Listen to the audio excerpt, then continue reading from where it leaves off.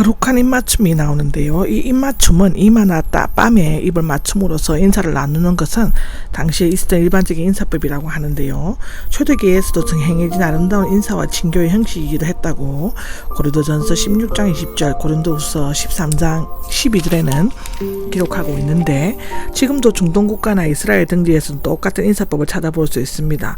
바울은 거룩한을 붙여 혹시 있을지도 모르는 배단을 경계하고 있는데, 비교적 후기의 편지, 즉 옥중서신이나 목회서신에 이를 권하지 않는 것은 혹 어떤 배단이 있지 않았나 하는 추측을 불러일으키고 있습니다.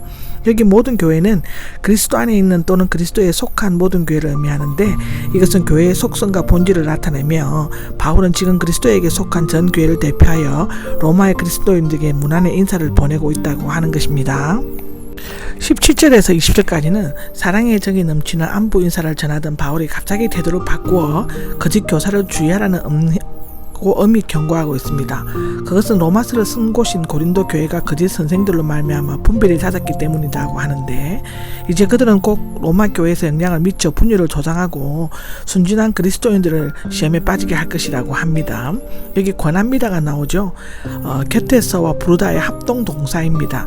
곁에서 이야기하다, 권고하다, 원하다의 뜻이 있고, 여기에서는 주의시키다, 경고하다의 의미를 가지고 있는데, 여러분이 배운 가르침에서 바울이 가르치지 않았지만 지금까지 로마 교인들이 배운 가르침은 올바른 진리임을 암시하고 있는데, 정반대로 분쟁을 일으키고 장애물이 되는 자들, 이제 바울이 경계하는 것은 그의 가르침에 반대되고 진리의 복음에서 벗어난 교훈을 가르치는 자들의 출현인 것입니다. 현대 교회에서도 이런 일이 많이 있습니다. 여러분들은 깨어서 분명히 누가 거짓 선지자인지 진정한 선지자인지를 알아야 합니다. 그들의 특징이 있습니다. 첫째, 분쟁을 일으키고 거짓 진리로 성도들을 현혹하여 배운 바 진리에서 벗어나게 하여 분열을 조장하고 교회 연합을 깨트린다는 것이고, 장애물이 된다는 것입니다. 이 장애물은 덫에 걸려 넘어지게 하는 거침돌을 의미하는데, 그들은 복음에 대한 편견을 갖게 하여 복음을 받아들이지 못하게 함으로써 결국은 치명적인 죽음의 함정에 빠지게 한다는 것인데, 아마도 그들은 영지주의자이거나 유대적 율법주의자들이나 도덕 폐기론자들 중에 하나였을 것으로 성경은 기록하고 있습니다. 주 예수 그리스도를 섬기지 않고 자기들의 배를 섬긴다가 18절에 나오는데, 거짓 선생들은 자기 배, 즉 자신의 본능과 욕심, 자기 만족, 자기 중심적인 생활을 절대함으로써 그 노예가 되어 살고 있다는 것인데, 여기 이 말 뜻은 노예로 섬기다입니다. 종된 자는 마땅히 주님을 섬겨야 하는데 자기를 주인처럼 섬기고 있다는 것인데, 빌립보서 3장 19절에는 기록하고 있습니다. 달콤하고 아첨하는 말로 순진한 사람들의 마음을 속이고가 나옵니다. 거짓 선생들의 목적은 자기의 배요, 그 방법은 아첨인데요. 달콤하고 는 좋고 설모 있는 거와 말이 합성으로서 듣기 좋은 말입니다.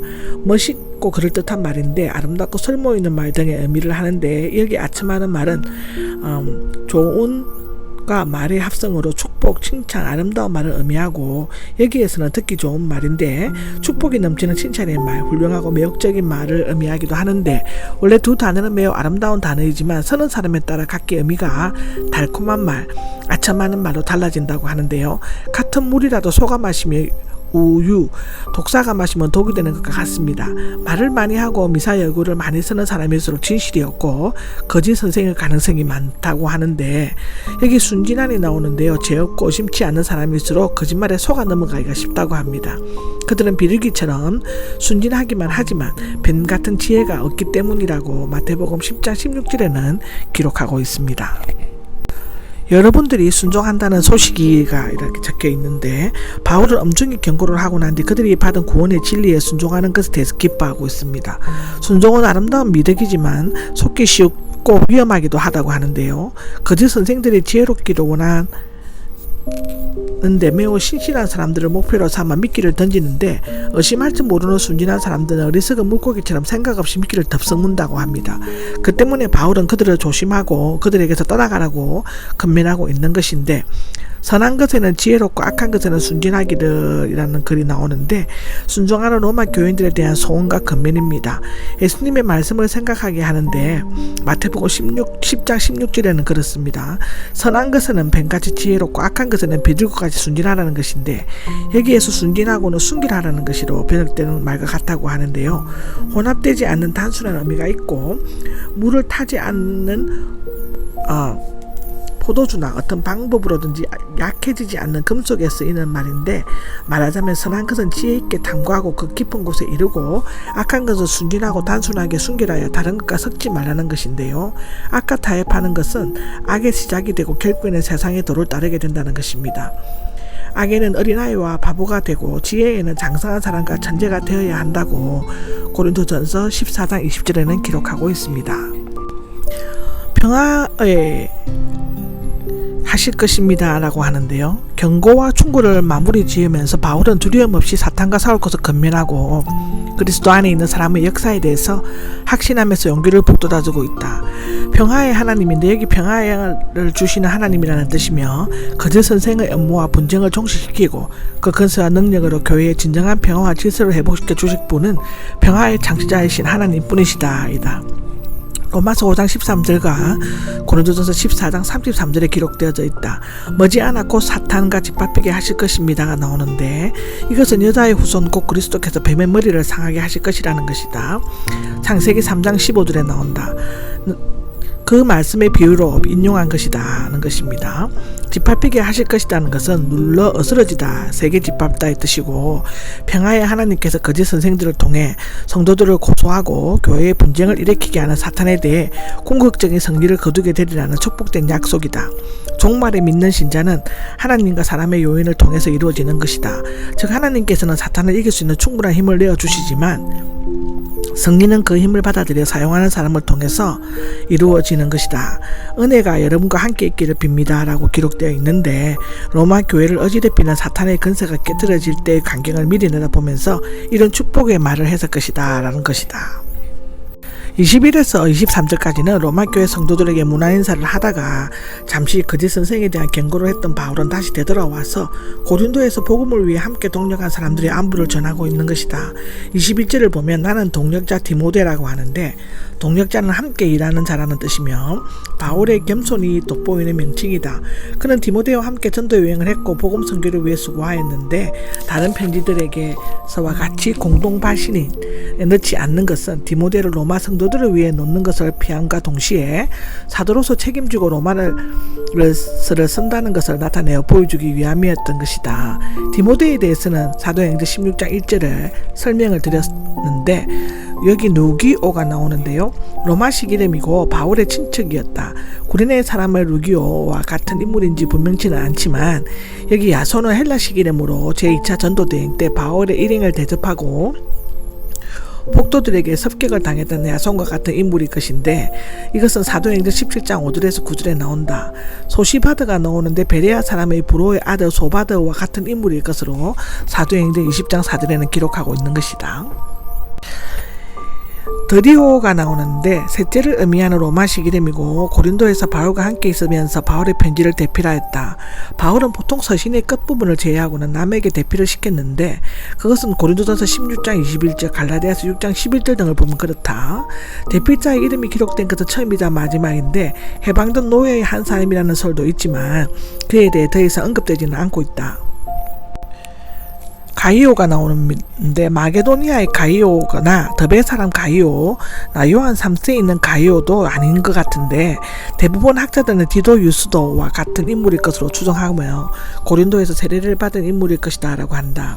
그는 바울이 고린도에 있을 때 머물렀던 주인이며 하나님을 경외하는 사람이었는데, 나와 온 교회를 돌봐주는 초청된 친구를 의미했지만, 여기 나그네 또는 외국인, 나그네의 말을 맞는 집주인으로 나타내는 데 사용되어져 있다. 아마도 바울은 나그네로서의 숙박의 편의를 제공받으면서 가이오의 집을 집회 장소로 사용했을 것인데, 여기 에스라스도는 사도행전 19장 22절과 디모데후서 4장 20절에 나오는 에스도라와 같은 인물인지는 확실치 않으나 바울의 동력자가 고린도서의 재무관이라는 것 외에는 무리가 있는 것인데, 여기 재무관은 극장 지배인 관리인의 뜻이 있으며 여기에서는 도시의 재산 관리인 즉 재무관을 의미하고 있다. 고린도에서 큰 영향력을 미치는 재무관이 고린도 교회에 있다는 그 특이할 만한 것인데, 형제 구야도 그리스도 안의 형제이며 네 번째라는 의미를 가진 로마식 이름인데 그에 대해서는 더 이상 알려진 바가 없다. 25절과 27절은 인사를 마치고 성령으로 들어가고 있는데, 그동안 끝날 듯 하면서도 끝나지 않았던 성령은 드디어 마침표를 찍게 된다. 로마서 전체의 주요한 사상이 이 가운데 포함되어 있는데, 첫째로는 성령을 드리는 대상을 지혜로우신 하나님이시고 우리를 믿는 믿음의 굳세게 서게 하신다는 것이다. 성령의 근거는 내 복음 즉 내가 계시로 받고 믿고 전파하고 있는 복음을 말하는 것인데, 이 복음은 십자가에 못 박힌 예수 그리스도에 관해 비밀의 계시이고 오랫동안 즉 창조로부터 그리스도에 이르기까지 여러 세대에 걸쳐 감추어져 있다가 이제 하나님의 명령 즉 모세의 율법을 따라 예언자들의 그 예언서를 통해 알려졌다. 복음의 목적은 모든 민족들이 믿고 순종하는 것인데, 구속사를 통하여 역사하신 하나님의 영원하신 뜻이 이제 그 아들의 복음 안에서 나타나신 바 되었고, 이로 말미암아 모든 민족은 구원을 받게 되었다. 오직 한 분이신 지혜로우신 하나님이 27절 마지막에 나오는데, 직역을 하며 유일하시고 지혜로우신 하나님이며 인간과는 본질적으로 다른 가장 지혜로우시며 인류 구속을 위해 인간의 지혜를 초월한 계획을 가지고 역사하시는 유일하신 하나님을 나타내는다. 예수 그리스도를 통하여가 나오지만 기도와 같이 성령도 예수 그리스도를 통해 드림으로써 지혜의 하나님이 더욱더 높여지고 영광스러운 구속의 역사를 이룩하신 하나님은 그 아들을 통하여 세세 무궁토록 성도들의 찬양을 받으시기에 합당하다. 오랫동안 구원 비밀을 간직했던 침묵은 이제 하나님께 대한 끝없는 찬양과 영광으로 바뀌었는데, 영원토록 영광이 있기를 빕니다가 나오는데, 영광과